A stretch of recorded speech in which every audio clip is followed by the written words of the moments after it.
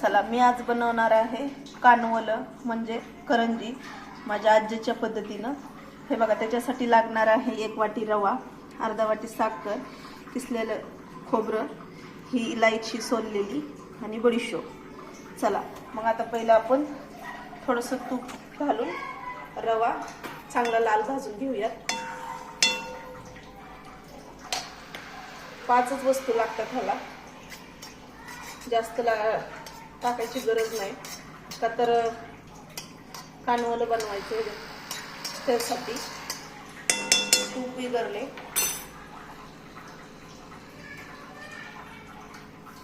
थोडासा रवा घालणार आहे, थोडासा ठेवणार आहे आपल्याला ते वरचं बनवण्यासाठी। हे बघा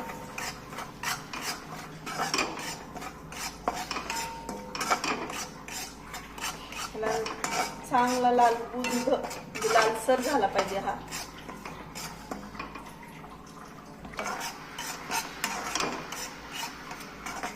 मस्त भाजून घेतला पाहिजे याला,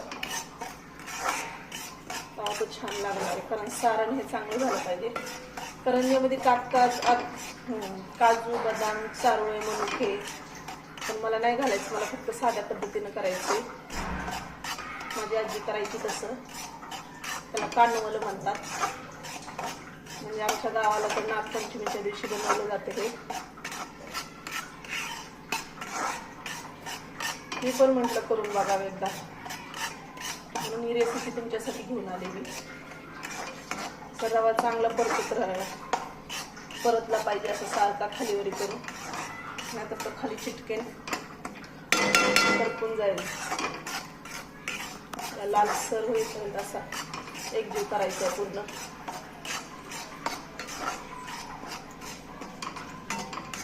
तूप टाकून चांगला ह्याला मोकळा करायचा। मस्त बारीकच रवा घेतलाय मी, जाड नाही घेतला सारण करण्यासाठी।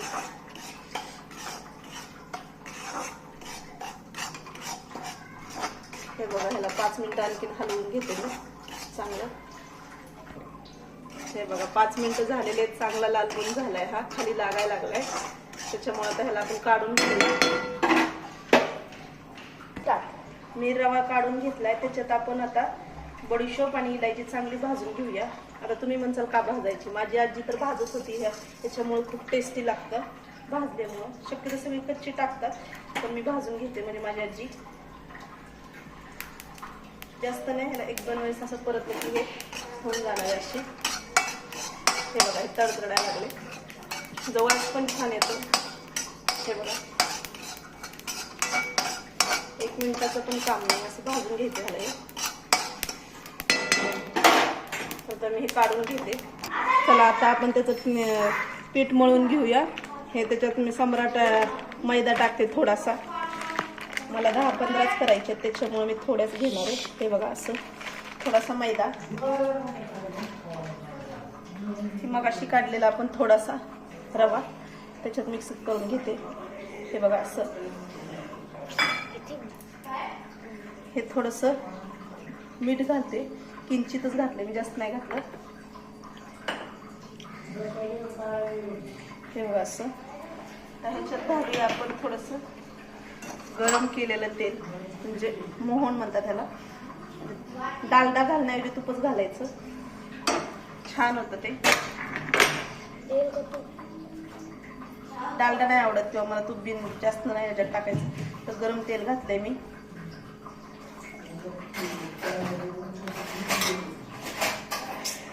आणि हे बघा दूध घालणार आहे मी खुसखुशीत होण्यासाठी। दूध करंजी किंवा कानवलं हे खुसखुशीत झालं पाहिजे।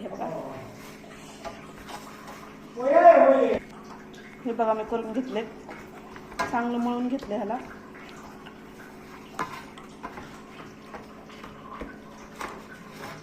पाच मिनिटं मळू देते ह्याला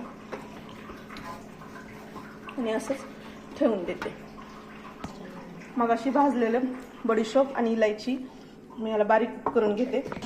चला मगाची वाटण करून घेतलेलं मी त्यात घालते। ह्याच्यात थोडी बडीशोप आणि इलायची भाजून घेतलेली ह्याच्यात घालते आता. हे आहे रवा, थोडा थंड होण्यासाठी ठेवलेला मी, त्याच्यात मी हे घातले. आता ह्याच्यात घालूया आपण थोडंसं हे किसून घेतलेलं खोबरं, हे बघा, आणि ही साखर. हे सगळं सारण आपण एकत्र करून घेऊया असं हाताने, असं मिक्स होणार आहे हे.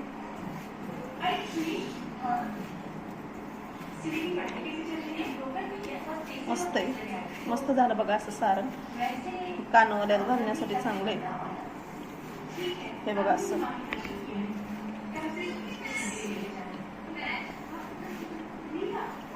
तयार झालं आपलं हे सारण. हे बघा, हे 15 मिनिटं आपण मळून ठेवलं होतं करंज्याचं पीठ. हे बघा, हे मळून ठेवलं होतं, हे घेतलं होतं सारण करून आपण. हे बघा असं.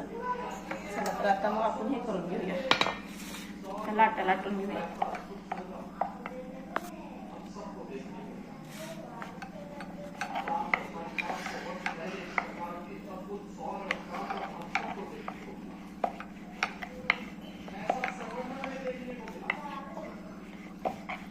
हे बघा असं करून घेते मी.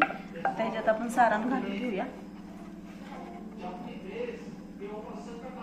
हे बघा,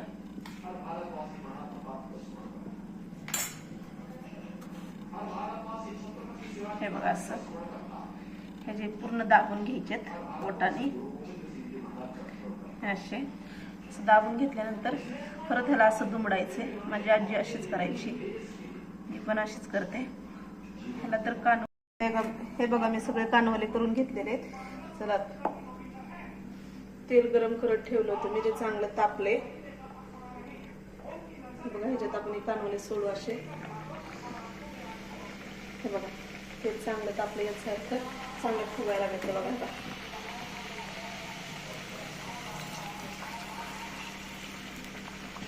हे बघा, पटकन लालबुज झालं म्हणजे याचा तेल चांगलं तापले आपलं. हे बघा, असं मस्त असे खरपूस तळून घ्यायचे. हे बघा, मी सगळे तळून घेतले कानवले म्हणजेच करंज्या. करून बघा, खाऊन बघा, लाईक करा, शेअर करा, सबस्क्राईब करा नक्की.